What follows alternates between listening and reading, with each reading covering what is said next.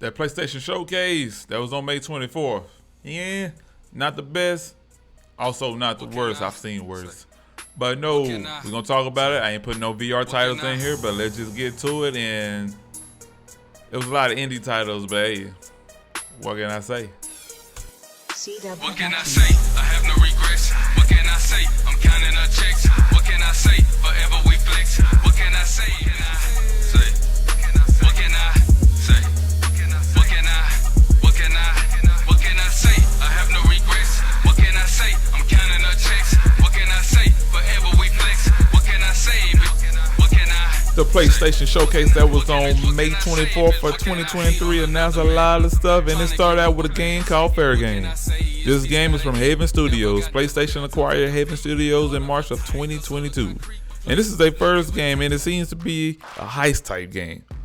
The teaser trailer didn't show too much, but if it's anything like Money Heist, I would think we're in for a great time.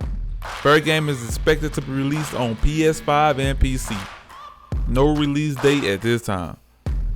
Then we have Immortals of Aveum. I think I said that right. Well, it too was on display. This one is published by EA but developed by Ascendant Studios. Immortals of Aveum will also be Ascendant Studios' first game. This is a first-person game that will have you using around 25 spells in an offensive and defensive way, and it is said to have one hell of a challenge tree.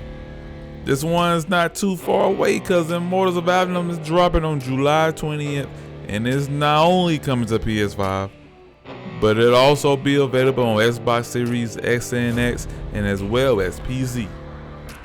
The third game up is Ghost Runner 2. Seems to be more Ghost Runner, but this time you have your very own ninja motorcycle. Now, this shit seemed cool as hell. You can once again slash through whoever you damn well please to later this year on PS5, Xbox Series X and S, and as well as PC. Next up is Helldivers 2. This is a follow-up of 2015's Helldivers. It's a pretty good top-down twin-stick shooter. I believe this one would be worth playing. It comes out later this year on PS5 and PC. Giant Swig also had a game to show in this showcase with Sword of the Sea. This seems like some type of snowboarding or skating going on, but it looks one hell of an adventure.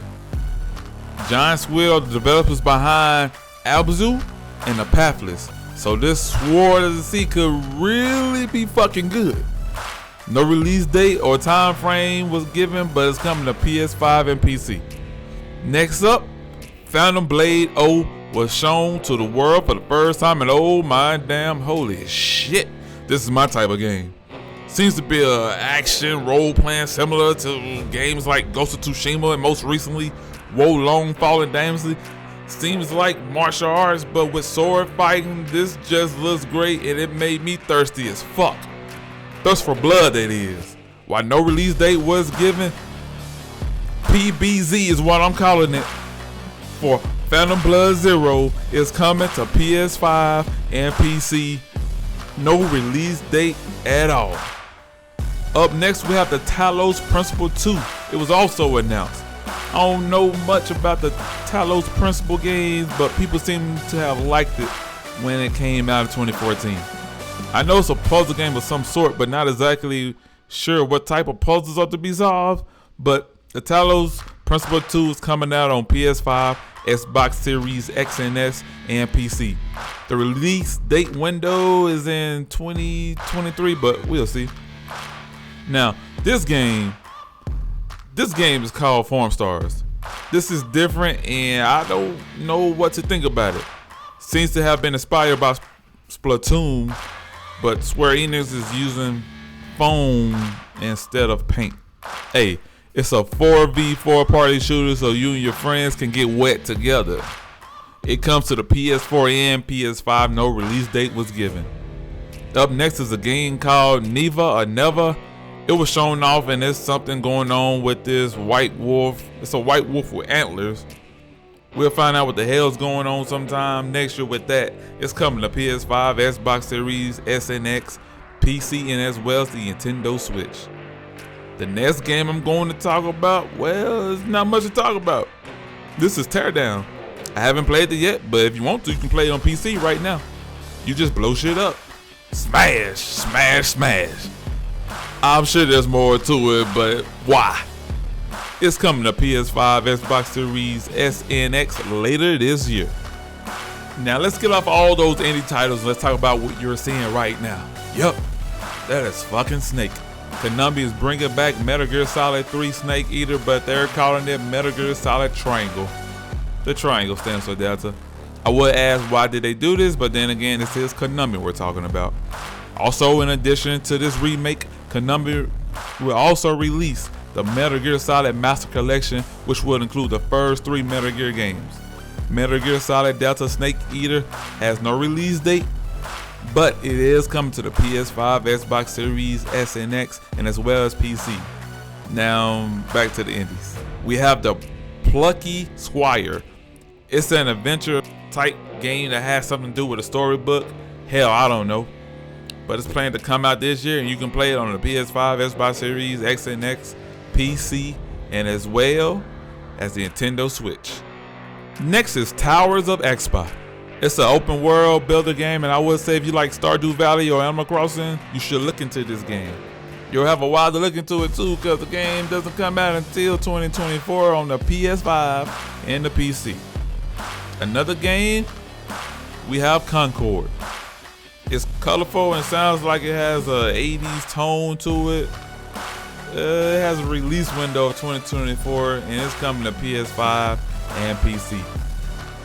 There was a teaser trailer for this game called Revenant Hill. Not much was shown. All I know is coming to PS4 and PS5, and no release information was given. So, hey, that's that. And okay, now that all those indies are out the way, let's finish with the remaining of games being all AAA titles, and let's start with Final Fantasy 16. What more to say about this game? The action seems fun as hell, it's cinematic as hell, one hell of a world, a hell of a lot of skills or combos you can pull off, a hell of a lot of enemies, the speed is hella fast. This just seemed like one hell of a game, and this is truly a PS5 exclusive, and you can grab it very soon because it's coming to PS5 on the 22nd of June. Capcom has officially announced Dragon's Dogma 2. If you haven't played one, go back and play it now because it still holds up to this day. It's only 30 FPS on consoles, so be warned on that. But Dragon's Dogma is a great game, so the fact that part 2 is coming out, I cannot wait to get back into that world. It will be coming out on a PS5, Xbox Series X and X, and PC. No release date at this time. The sequels continue with Alan Wake 2. Let's go. Remedy first take on Alan Wake was a hidden gem when it came out, surprisingly. But now people know, oh yes they do. Control was an awesome game, so I know Alan Wake 2 will not disappoint. Another great thing about Alan Wake 2 is that we can play it in a few months. It is dropping on October 17th for the PS5, Xbox Series, S and X, and as well as PC. Bungie also shared some news with us during this PlayStation showcase by announcing Marathon. It's another FPS game and you're in space, but again, this is from Bungie, so we can at least expect the shooting to be fun. Yes, PlayStation owns Bungie, but Xbox players too will be able to shoot it out. Marathon is coming to PS5, Xbox Series X and X, and PC, and it'll be full cross-pay and cross-save. Unfortunately though, there's no release date just yet. Up next we have Assassin's Creed Mirage. Ubisoft has said they're going back to more stuff this time around, and it won't be as big as Valhalla, but we'll see. I've come to notice that with Assassin's Creed games, you either love them or you just hate them.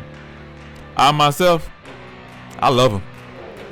AC Mirage is coming out this year on October the 12th, and it'll release for the PS5, Xbox Series S and X, and PC. Okay, there's one more game to talk about, but before that, Sony also hit us with a handheld. It's not like a Switch or Steam Deck, but it's more of a companion to the PS5. You can play this handheld using remote play over the same Wi-Fi as your PS5. It looks good, and the screen is pretty big, coming in at 8 inches. No price point was given nor release date, but the release window is for later this year. Okay, so let's get to this last game. And whilst the last game is certainly not least, as a matter of fact, it's the best. It's Spider-Man 2. Spider-Man 2 will be a game of the year contender. During this showcase, Sony showed us 10 minutes of real gameplay, and it did not disappoint, not even one bit. This time around, we can switch between Peter and Miles Morales. As teased in Spider-Man 1, Venom is a threat in this game. Also, right there with Venom, we saw Lizard and Kraven the Hunter. I am excited to not only play, but experience what is Spider-Man 2. It's gonna be epic as fuck. Guys, this showcase wasn't the best, but it did announce a lot of games. With there being no E3 again this year, I appreciate this. And come June, we'll see what Xbox do with their game showcase. If you like this video, I'm asking you to subscribe. Remember to show some love and not no hate. Again, I'm Sneaky Pat, and I'm out. I'm on my grind and I'm running a game. What can I say? I have no regrets. What can I say? I'm counting our checks. What can I say? Forever we flex. What can I say? What can I say? I have no regrets. What can I say? I'm counting our checks.